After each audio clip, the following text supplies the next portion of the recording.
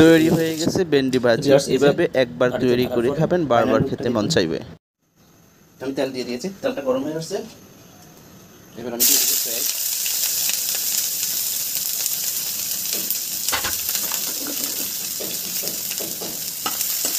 পেঁয়াজটা দিয়ে দিই।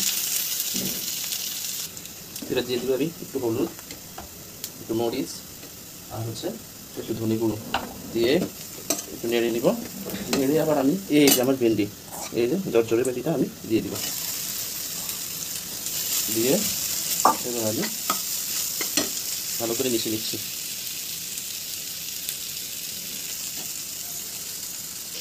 এবার দিয়েছি একটু স্বাদ মতো লবণ।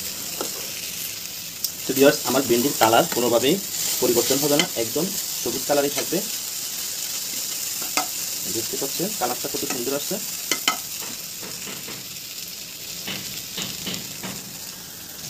তো ভিউয়ার্স, এই যে তৈরি হয়ে গেছে আমার পারফেক্ট ভেন্ডি ভাজি।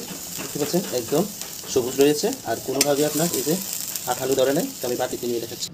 তো ভিউয়ার্স, এই যে বাটিতে ঢালার পরে ফাইনাল লুকটা দেখুন কেমন হয়েছে।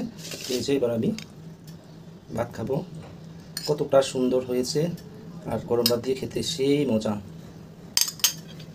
এই যে ভিউয়ার্স, তো ভালো থাকুন সবাই, আল্লাহ হাফেজ। আর এইভাবেই ভেন্ডি ভাজিটা ট্রাই করবেন, খেয়ে অনেক মজা পাবেন, কোনো আঠা ধরবে না।